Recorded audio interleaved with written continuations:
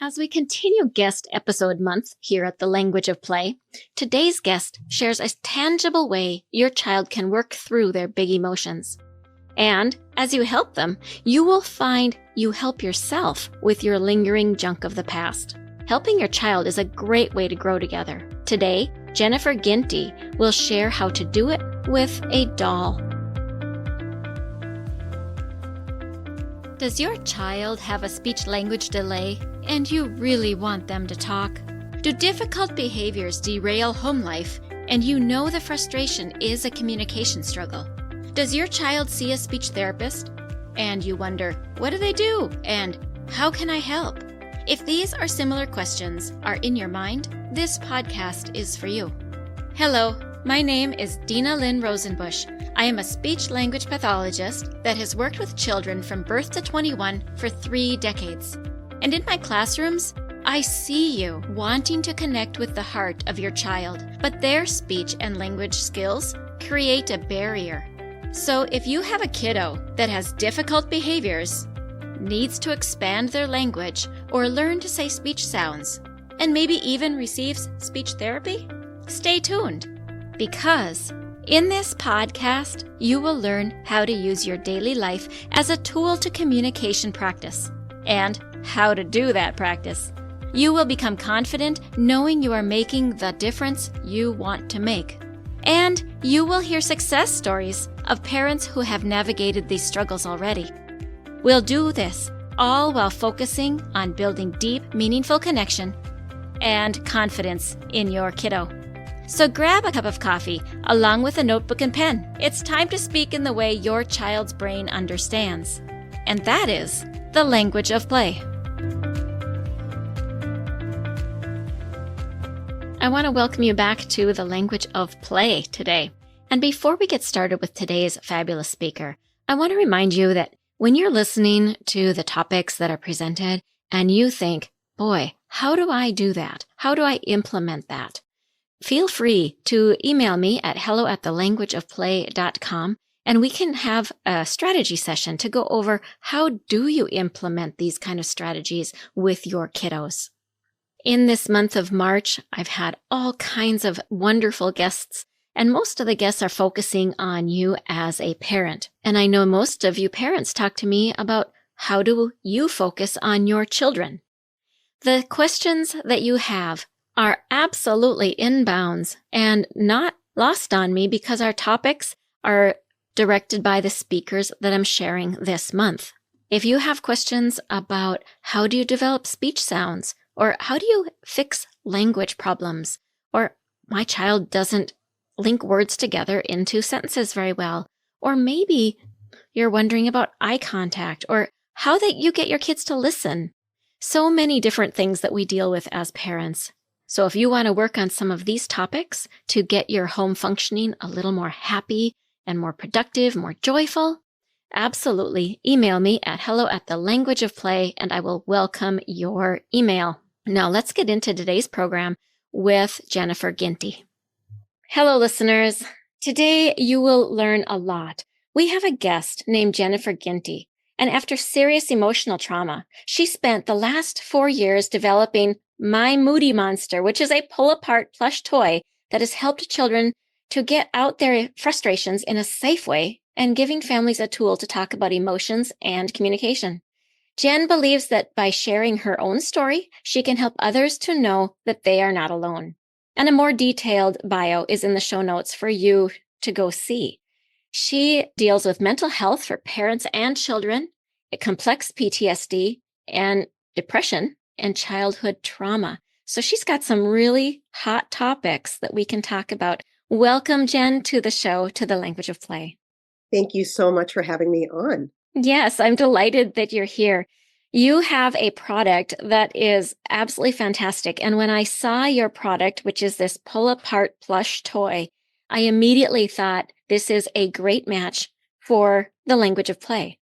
Because the parents of kids that come to this show are often wondering, how can I help my child communicate better? And we do that then through some objects a lot of the time. Can you tell us about your story behind creating My Moody Monster and also how you use it, how you teach it.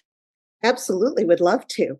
So, I am a single mom of two boys, and I live with complex PTSD and major depressive disorder from childhood trauma.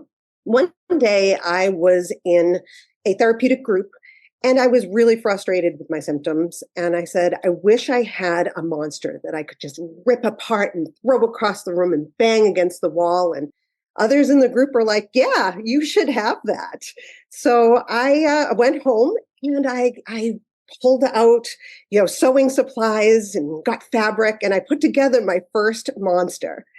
And throughout the last 4 years, I've been working to create this doll that I named my Moody Monster, Moody for short, Mm-hmm. to really help families to better communicate emotions with kids when they're having those big frustrations. I have an older son who, when he was a child, he used to have big outbursts and then would have a shame spiral after.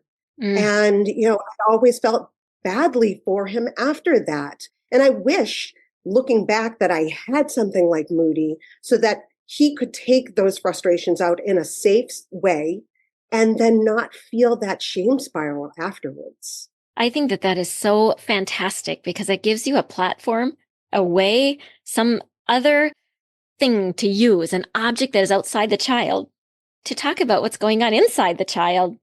And that in and of itself is something that will lessen the shame. We find that a lot of times our kids that have meltdowns and temper tantrums often do feel shame afterwards that they had completely lost control. Sometimes we're still reeling and angry, but they're feeling shame, and that mix is not healthy for our kiddos. So thank you for making this. And I'm sorry that you had to deal with what you dealt with that brought you to that point, but it takes a lot of courage to bring your story to the world and share a thing like this doll in a way that's going to help others. So thank you for the work you do in the world, Jen. Oh, thank you. Moody has kind of been a love story to my healing journey. Honestly, Moody has been there for me to look at what I need to work on in my own emotional landscape. And it's helped me to better talk about what I want to share with the world about emotions and how all emotions are valid. It's just how we learn to cope with them that is important. And if we can teach that to our children, we can help them to grow to be emotionally healthy adults. I love that. When you say the message you want to bring to the world about emotions, can you give us an example? Like, take an emotion and explain what you mean by that. I think I know, but I want to hear you say it. Yeah, absolutely. So I feel like when a lot of us were children, we were taught not to show our emotions, not to make people uncomfortable, not to, don't be an angry girl. Don't make this person uncomfortable with your anger or your sadness, right? And I think that a lot of us learn to push down those feelings and develop secondary feelings around it. For one example is I learned in my life not to be able to show fear. And so as I hid that emotion, I created a secondary emotion for that, which was anger, because I felt more in control Oh, of sure. that anger and less of the fear if I had control of that big, strong emotion that, maybe protect me. Right. So I think that it's really important that children learn that the emotion that they're feeling is very appropriate for their situation. And it's just that they need to learn a coping skill or two that's going to help them to bring down that big hot feeling in their bodies and let go and talk about it with their caregiver, their parent, who they're with in the moment, so that they can learn that they have the right to feel their emotions. Yeah, absolutely. Glennon Doyle has a phrase where she says, feelings are for feeling. And I remember when I first heard her say that in a book, I was listening to her audiobook, and I was like stumped. And I went back and I had to listen to it again. And it's so obvious. It is so obvious. And yet it was so foreign. And it's so true. And we are allowed to feel whatever we feel. We're not actually in control of that feeling. We are in control of what it is we do with that feeling. And to be able to name it gives us so much more power over what we're going to do with it. So, yeah, I love what you're saying. And to let our kids express and know, give the vocabulary to what it is that they feel. Yes, that's it exactly. Very good. Now, how would you use moody? And I wish that, like right now, I'm only doing audio with this podcast. So, listeners, this is a monster that she has, and it's very colorful. And you rip off the arms and legs. It's got Velcro and it's noisy. And I'm describing it. So, Jen, why don't you just describe your own moody doll? I love it. Go ahead and tell us Absolutely. what it is. And maybe someday this is Yeah, going to be on YouTube where people see the video, and then that'll be great. But as of this point that we're actually recording, just describe it for our listeners, would you? sure. So Moody, I chose the exact fabrics, the exact look of Moody to help with tactile sensations and for sound that I can even make an example of the sound. I can rip Moody right here so you guys can hear exactly what it sounds like. Good. I didn't hear it. It's Bring it this closer to the microphone. It kind of sounds not real clear, but it kind of sounds. Yeah. Okay. Okay. But it's so I picked the stickiest Velcro I could possibly find. And it's one of the things that took so long for me to get the final prototype together because I wanted that really, really sticky Velcro that'll make it hard rip apart. Right. So you need to take that frustration in your body and you take it out by pulling apart the body parts. And it's actually a lot of fun in the end, especially when how I would like Moody to be used is when Moody comes into your family. They come in a box that says monster inside, fragile. And I and I would love for kiddos to open them up, take them out of their backpack that they come in and get to know Moody as a buddy that's there for them when they're not feeling great. That Moody will be there for those times where they are feeling out of control or just need to, even if their bodies are just out of control in a way, not so much in a feelings way, but if kids have ADHD and they feel like they need to move around in their bodies, that Moody is there to give them that appropriate way to get out the energy that they need.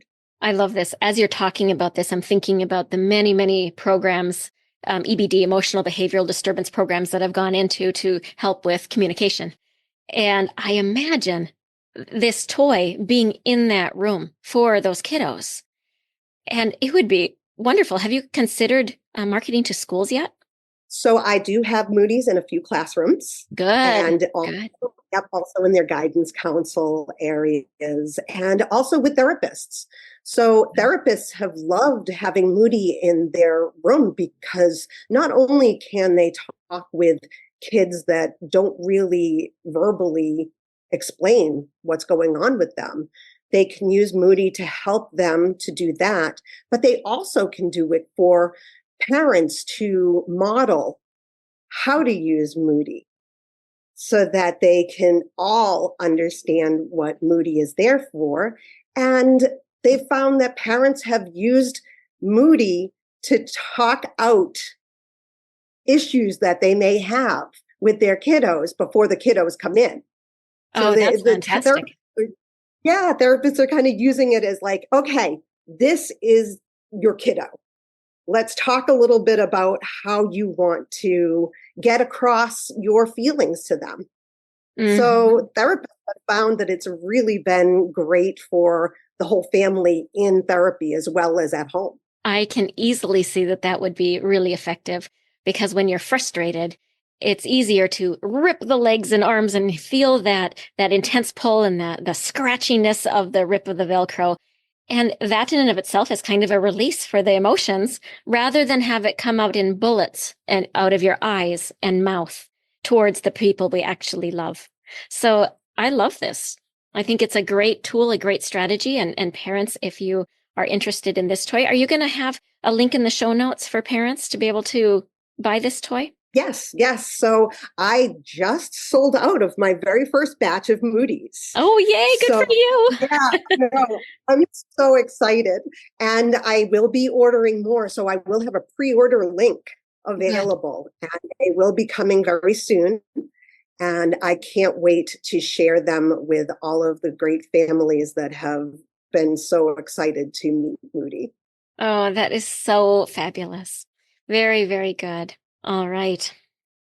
If you were to say something that would summarize for our parents what you would like them to do with this doll in helping their child, and I think about children that have something pent up inside of them, but they just don't have the language to be able to get it out. How would you use this doll to help parents understand what's really going on? Well, I think the first thing that parents can do for themselves is to figure out their own emotions that they feel when they have these interactions with their children. I Or their think spouse that or work or all the things. that would work. Oh, I have so many friends who have used Moody during conversations like or Zoom calls at work. So Moody is for all ages. So Right. I think, yeah, I think that parents don't give themselves enough grace when it Mm. comes to taking care of their children's emotions. And I think that goes back to the idea of putting the oxygen mask on before you help your own child. Help yourself as well. And by communicating to their children with Moody, they can show them that they have a way to learn to cope, that all of them can. All of them can learn new coping skills. And I think that's the overall picture. And it's why I do my YouTube channel called Moody Talks, where I talk about emotions. Every month I pick an emotion and then do coping skills the whole month for it. So that not only can you use Moody for those frustration times, but you can also build coping skills as well and use those over time. And again, if we help our children to better understand that they are allowed to feel what they feel, we are going to help children grow up to be emotionally healthy adults. I love that. And parents that have had not strong parenting themselves when they were little, so that they didn't get to know emotional vocabulary, they didn't get to know how to process emotions, or they still might not know really what this feeling is inside of them at any given time. What do you have to say to them? Again, give yourself grace. You Yes. know, we all grew up in our own ways and learned our own skills for how to deal with big, powerful emotions. Mhm. And there's never a wrong time to start a healing journey. If Yes. you have felt that you have trauma in your life that you need to work through, something that's holding you back from being able to better understand your emotions, a healing journey towards, getting through that trauma or getting through that past that has held you back, it's always the right time to do it. And it's never linear. Always remember, healing is never linear. You're going to have ups and downs, but it's so important for you to heal yourself in order to help your children to maybe not feel the way that we felt back in the day, right? Such good advice for our parents. I'm going to highlight the statement I love that you say, and there is never a wrong time to start your healing journey. Yeah. Your kids will be as healthy as you are. My kids will be as Right. healthy as I am. And yeah, so it's always the right time to start that healing journey. So thank you so much, Jen, for being here and sharing what it is that you do and what you created and how it is that you help the world. And listeners, I want to tell you that Jen said to me that she was going to give the listeners, the listeners of the Language of Play, a coupon code if you want to get a Moody doll for less cost. Jen, would you tell the listeners what you are offering them? Absolutely. I am offering 15% off of your order if you use the code PLAY. That is so cool. So listeners, You write in the code PLAY, P-L-A-Y, PLAY, at her website, and you will get 15% off your Moody doll. Thank you, Jen. That's a lovely gift. Very, very kind, sweet of you, generous offer. Thank you for having me on, and I am excited to have your listeners learn more about Moody. Me too. I love what you have. So thank you again. Thank you so much for having me on. This was such a wonderful discussion. Thank you. Hey parents, I hope you found this episode helpful. If so, would you please take 30 seconds and share it with a friend who also lives or works with children? I would really appreciate it if you would leave a quick review for the show on Apple Podcasts. I read every review, and it lights me up to know that this show is making a difference. Then come join my Facebook community, where you'll meet other parents who are dedicated to helping their children grow too. You'll find the link in the show notes. Thank you for joining me. Now it's time to go. Let's pop our kiddos in the strollers and go look around outdoors and see what we have to talk about.